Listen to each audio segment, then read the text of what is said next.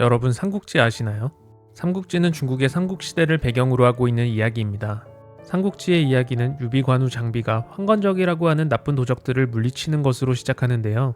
삼국지에서는 초반 빌런 정도로 묘사되고 있는 이 황건적은 사실 현대사회를 살아가는 우리에게 굉장히 중요한 메시지를 품고 있습니다. 왜 유비관우 장비가 아니라 황건적이 중요하다고 하는지 궁금하시죠? 이야기와 함께 알려드릴게요. 때는 105년, 중국 한나라는 매우 어지러웠습니다. 한나라의 황제가 27세라는 젊은 나이에 사망해 아직 갓난아이였던 그의 아들이 다음 황제가 된 것입니다. 아무것도 모르는 갓난아이가 황제가 된 것도 불안한 요소인데 심지어 그 갓난아이 황제마저 이내 사망해버렸습니다. 갑자기 황제가 사라진 한나라는 어떻게 되었을까요? 호랑이가 없어진 굴에는 여우가 왕이 되려고 하는 법입니다. 황제가 사라지자 황후와 황후의 집안인 양씨 세력들이 아직 어린 조카를 황제의 자리에 앉히고 모든 권력을 쥐게 되었습니다. 한번 권력의 맛을 보면 놓기가 쉽지 않은가 봅니다. 황후와 양씨 세력들은 오래도록 그 자리를 유지하고 싶어 했습니다. 그래서 황제가 성인이 될 나이가 되면 황제의 자리에서 끌어내리고 계속해서 다시 어린 황제로 교체를 했습니다. 그것도 무려 4번이나 말이죠. 황후와 양씨 집안 세력은 권력을 유지하는 동안 뇌물을 받아 관직을 팔고 백성들을 착취하는 등 어마무시한 부패를 저질렀습니다. 그 중에서도 가장 유명한 사람은 바로 양기라는 사람이었습니다. 양기는 무소불위의 권력을 누리며 온갖 나쁜 편법은 다 써서 황제보다 많은 재산을 축적했습니다. 양기는 자신에게 반하는 사람을 좌천시키거나 살해하며 자신의 권력을 키워나갔는데 심지어 어린 황제 중 하나가 총명한 머리로 자신을 견제하려 하자 황제까지 독살을 해버렸습니다. 그리고 어김없이 또 나이가 어린 황제를 다음 황제의 자리에 올렸습니다. 그 황제의 이름은 환제였습니다. 환제는 겉보기에 어리숙해 보이고 멍청해 보여서 양기의 지목을 받게 되었습니다. 하지만 환제는 겉보기와 달리 총명하고 의기가 있었습니다. 환제는 부정부패를 저지르는 양씨 집안 사람들을 모두 처단하겠다는 생각을 품고 있었습니다. 하지만 이미 오랜 세월 동안 갖은 방법으로 권력을 쌓아온 양씨 가문에게 어린 환제가 도무지 대항할 방법이 없었습니다. 결국 환제는 꼭두각시 황제 노릇을 하며 세월을 보냅니다. 그러나 환제에게도 유일하게 마음을 터놓을 수 있는 세력이 있었는데요. 바로 환관들이었습니다. 환관들은 환제와 24시간 붙어다니며 밥도 같이 먹고 잠도 같이 잤기 때문에 양씨 집안의 눈을 피해 환제가 마음을 터놓을 수 있는 유일한 대상이었습니다. 환제는 환관들과 틈날 때마다 모의를 합니다. 그리고 이내 철저하게 계획을 세워 양기와 양씨 집안 세력을 물리치는 데 성공합니다. 이제 총명한 환제와 그의 환관들이 양씨 세력들을 물리쳤으니 한나라 백성들에게 평화가 찾아왔을까요? 아니요, 그렇지 않았습니다. 이번에는 환관들이 날뛰었습니다. 이들은 양씨 가문과 별다를 바가 없었습니다. 심지어 더 탐욕스러웠습니다. 환관들의 우두머리인 후람은 백성들의 집을 수백 채나 빼앗고 부녀자들을 희롱했습니다. 그리고 환관들의 친척들과 지방의 호족들까지 악랄한 횡포를 부렸습니다. 심지어 그들은 여러 부족들이 반란을 일으켰는데도 백성들을 보호하기는커녕 세금을 걷어가기에 급급했습니다. 이내 백성들의 삶은 눈을 뜨고 볼 수 없을 정도로 피폐해졌습니다. 이런 행태를 두고 볼 수 없었던 세력이 있었습니다. 바로 유학자인 사대부들이었는데요. 이들은 자신들을 스스로 깨끗한 물이라는 뜻의 청류라고 일컫고 부패한 황제와 환관들을 흐리고 탁하다는 뜻의 탕류라고 부르며 맹비난을 했습니다. 청류파의 세력은 만만치 않았습니다. 이들은 지식과 세력을 갖추고 있었기 때문에 환제와 환관들도 청류파를 무시할 수 없었습니다. 결국 청류파의 거센 항의로 환관들의 우두머리 격인 후람이 관직을 박탈당하고 고향으로 쫓겨났습니다. 청류파들은 여기서 멈추지 않았습니다. 그들은 모든 탕류들을 제거할 생각이었습니다. 하지만 가만히 당하고만 있을 환관들이 아니었습니다.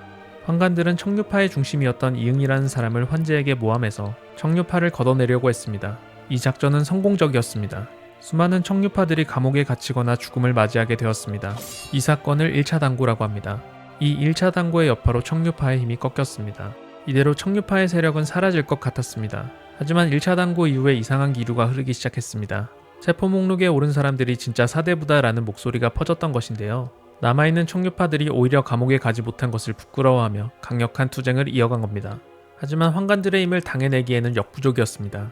환관들은 많은 수의 청류파들을 죽였고 그들을 제압했습니다. 이를 2차 당고라고 합니다. 1, 2차 당고 이후 견제할 세력이 사라진 환관들은 더 날뛰기 시작했습니다.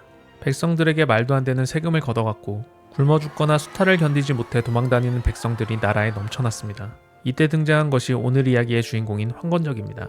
이 시기 백성들 사이에는 태평도라는 종교가 널리 퍼지기 시작했는데요. 태평도는 부패하고 불평등한 사회가 신의 뜻에 반한다고 보고 기존 질서를 무너뜨리고 새로운 평화를 실현해 태평천하를 만들자는 메시지를 가지고 있었습니다. 태평도는 당시 부패한 환관들 때문에 고통을 겪던 백성들에게 희망과 위로가 되었습니다. 이 태평도의 수장은 장각이라는 사람이었습니다. 장각은 사람들을 치료하는 요술을 부렸다고 하는데요. 장각의 요술과 태평도의 사상이 만나 태평도는 백성들에게 급속도로 퍼지게 되었습니다. 태평도의 세력이 수십만에 달하자 장각은 부패한 기존 질서를 무너뜨리기 위해 조정과의 전쟁을 준비합니다. 장각과 태평도의 세력은 황색 두건을 머리에 쓰고 관청을 불태우고 마을을 공격했습니다. 황색은 늘 새로운 것이 올라오는 땅을 상징하는 색깔이고 태평도의 주를 이루었던 농민들을 상징하는 색깔이기도 했습니다. 한번 불붙은 태평도의 세력은 걷잡을 수 없이 커졌습니다. 이들은 관청을 열어 문서를 태우고 죄수들을 석방했으며 창고에 있는 식량들을 백성들에게 나눠주었습니다. 그동안 백성들을 괴롭혔던 악덕 관리들을 붙잡아서 처형하기도 했습니다. 이에 위기감을 느낀 관리들이 중앙정부에 도움을 요청했습니다. 하지만 수많은 세월 동안 억압당해왔던 농민들의 불길은 쉽게 멈출 수 없었습니다. 중앙정부의 병사들만으로는 태평도의 농민들을 막을 수 없었던 겁니다. 이에 중앙정부는 이들을 황건적이라 지칭하고 방문을 붙여 의용군을 모집했고 유비관우 장비 조조 동탁 등이 황건적을 무찌르러 전쟁에 참여하게 되었습니다. 의용군에 합류해도 황건적은 잘 맞서 싸웠지만 이때 황건적에게 치명적인 일이 벌어집니다. 황건적의 수장이었던 장각이 병으로 인해 죽고 만 겁니다. 중심을 잃은 황건적은 공을 세우려고 혈안이 되어 있었던 의용군에 의해 조금씩 토벌당하고 맙니다. 애초에 정식 훈련을 받은 정규군이 아니라 농민들이 주축이었던 황건적은 장각마저 죽자 의용군에게 상대가 되지 못했습니다. 이후의 이야기는 삼국지의 이야기와 동일합니다. 새로운 평화를 꿈꿨던 농민들의 바람은 삼국지의 영웅들의 활약으로 인해 막을 내리고 맙니다. 지금까지의 이야기를 어떻게 들으셨나요? 삼국지의 영웅들이 조금은 다르게 보이실까요? 승자들의 기록에 의해 쓰여진 역사에는 황건적이 추악한 도적대로 묘사되곤 하지만 현대에 이르러서는 황건적을 부패한 정권에 대한 민중들의 저항운동으로 해석하는 경우가 많습니다. 후한말 백성들의 삶은 눈을 뜨고 보지 못할 정도로 힘들었습니다. 처음에는 황제의 외척 세력인 양씨 가문이 백성들을 못살게 굴어 힘들었는데 양씨 가문을 물리친 황관들이 백성들을 더 심하게 착취했습니다. 희망이 사라진 백성들은 곡괭이와 낫을 들고 자신들을 지키는 것밖에는 방법이 없었을 겁니다. 그렇다면 삼국지의 영웅들은 이런 민중들의 외침을 무참히 짓밟은 악당들이고 황건적은 선한 사람들이기만 했을까요? 아니요, 그렇지 않았습니다. 황건적들이 처음에 내세운 뜻은 좋았습니다. 부패한 기존 질서를 무너뜨리고 새로운 평화를 만든다. 하지만 이내 그들의 의도는 처음과 다르게 변질이 되고 맙니다. 애초에 황건적은 다양한 곳에서 일어난 불특정 다수의 농민봉기에 가까웠습니다. 그들의 이상과 뜻 동기는 각자 다를 수밖에 없었죠. 부패한 관리들을 척결하는 데까지는 그들의 목표가 같았습니다. 하지만 악덕 관리들을 처단하고 나자 거대한 힘은 그 방향을 잃어버렸습니다. 방향을 잃어버린 칼날은 엉뚱하게도 다른 백성들에게 향했습니다. 황건적들은 부패한 관리들을 제거하기도 했지만 그들에게 조금이라도 부역한 백성들을 가혹하게 처벌했습니다. 황건적에 의해 많은 백성들이 죽어나가거나 고통을 받게 되었습니다. 그리고 부패한 관리들이 차지하고 있던 자리가 비자 지방의 행정 시스템이 마비가 되었습니다. 이 혼란을 이용해서 황건적 중 일부는 민간인들의 재산을 약탈하고 심지어 마을 사람들을 학살하기도 했습니다. 그럼 황건적을 토벌한 삼국지의 영웅들이 잘한 것이 아니냐고요? 그것도 아닙니다. 황건적 중 일부가 혼란을 일으키기는 했지만 백성들의 뜻은 부패한 세력을 물리치고 새로운 평화를 찾으려는 것이었습니다. 삼국지의 영웅들은 이런 백성들의 외침이었던 황건적을 토벌하고 끊임없이 전쟁을 벌였습니다. 특히 동탁 같은 자는 자신의 권력을 유지하기 위해 당시 수도였던 낙양을 완전히 불태우고 백성들의 터전을 쑥대밭으로 만들었습니다. 이후의 인물들도 각자 자신들의 정의를 주장하며 천하를 차지하기 위해 끊임없이 전쟁을 벌일 뿐이었습니다. 그 과정에서 백성들은 또다시 기나긴 전쟁 속에서 고통을 받았습니다. 그렇다면 만약 부패한 황관들과 싸웠던 청류파가 힘이 좀 더 있었다면 평화를 바라던 백성들의 바람이 이루어졌을까요? 그것도 아닙니다. 청류파들은 사대부인 유학자들로 구성되어 있었습니다. 그들은 유학을 숭상하고 자신들을 깨끗하다고 생각했기 때문에 백성들의 삶과 동떨어진 엄격한 유교적 기준을 가지고 있었습니다. 일례로 청류파였던 공룡은 아버지의 죽음에도 곡소리가 작다며 상중이었던 상주를 처형하기도 했습니다. 게다가 청류파들은 황관들을 매우 증오했기 때문에 황관들의 가족, 친구, 객식구뿐만 아니라 황관들과 조금이라도 관련이 있는 주변 사람들을 싸그리 다 죽여버렸습니다. 이 과정에서 희생되는 백성들도 많았습니다. 황건적도, 삼국지의 영웅들도, 심지어 청류파도 아니라면 도대체 백성들의 평화는 누가 지킬 수 있을까요? 여기서 오늘 제가 말하고 싶은 이야기가 시작됩니다.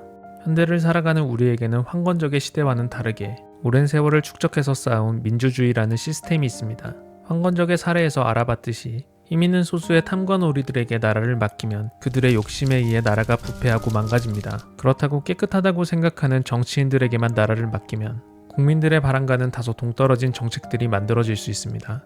황건적처럼 범국민적인 혁명 역시 곧 방향을 잃어 혼란을 야기하고 맙니다. 결국 우리를 지킬 수 있는 것은 많은 사람들이 피를 흘리며 지켜온 민주주의라는 시스템입니다. 한 유튜브 채널에서 민주주의의 취약성에 불만을 품은 사회자가 민주주의 말고 다른 제도는 없는지 묻는 질문에 유시민 작가는 이렇게 답했습니다. 민주주의가 인류가 생각해낼 수 있는 최고의 시스템이라서 그런 것이 아니라 현재까지 인류가 만들어낸 시스템 중에 가장 덜 나쁜 시스템이라서 그렇습니다. 후한말의 사례에서 볼 수 있듯이 황후의 집안 세력도 황관들도 권력만 잡으면 욕심을 내려놓지 못했습니다. 사람의 마음은 간사해서 아무리 선했던 사람들도 무소불위의 권력을 가지면 선한 마음을 유지하기 힘듭니다. 그래서 불완전한 인간이 감당하기 힘들 만큼 큰 힘을 가졌을 때는 사회의 시스템이 이를 잘 견제해야 합니다. 그렇다면 어떻게 큰 힘을 가진 사람들을 견제할 수 있을까요? 물론 평소에도 그들이 나쁜 짓을 하지 않는지 잘 감시하고 목소리를 내야겠지만 무엇보다 현대사회를 살아가는 국민들이 직접적으로 권력자들을 견제할 수 있는 수단은 투표입니다. 뻔한 이야기 같나요? 그렇지 않습니다. 선거에서 국민들의 선택을 받지 못한 정치인은 영향력을 행사할 권한을 얻지 못합니다. 투표와 민심으로 권력이 만들어지는 이상 정치인들은 자신의 권력을 유지하기 위해서라도 국민들의 눈치를 봐야 합니다. 그래서 역사적으로 많은 권력자들은 국민들에게 그 권한을 주지 않으려고 폭력적인 수단을 포함한 다양한 방법들을 써왔습니다. 투표권은 이런 억압 속에서 많은 사람들이 피를 흘리며 힘들게 얻어낸 소중한 권한입니다. 그동안 일련의 사건들로 정치인들에게 실망을 해서 아니면 정치는 너무 어려운 것 같아서 이 투표권을 너무 가볍게 생각하지 않으셨나요? 우리가 우리의 권한으로 권력자들을 제대로 견제하지 않으면 12.3 같은 밤이 다시 펼쳐지지 않을 거란 보장이 없습니다. 지난 12월 이후 아직 사회가 정상적으로 유지되고 있는 건 우리가 지난 선거에서 12.3을 막았던 사람들을 선출했기 때문입니다. 결국은 우리의 투표권이 이 사회의 시스템을 정상적으로 작동하게 한다고 볼 수 있습니다. 이제 왜 뻔하게 들렸던 투표가 현대인들이 권력자들을 견제할 가장 직접적인 수단이라고 하는지 아시겠나요? 여러분들이 이 권한을 소중하게 생각해서 언론이나 주변 사람들의 이야기로 판단하지 않고 어떤 사람이 우리 사회에 도움이 되는 사람인지 직접 알아보고 우리의 미래를 선택하시길 바랍니다. 이번 선거로 인해 지난 12월부터 일련의 사건들로 망가진 사회의 시스템이 조만간 회복되기를 바라며 이야기를 마치겠습니다. 우리가 역사를 공부하는 것은 과거의 실수를 다시는 반복하지 않기 위해서이기도 합니다. 황건적의 사례를 반면교사 삼아 우리의 시스템을 우리의 힘으로 반드시 지켜내길 바랍니다.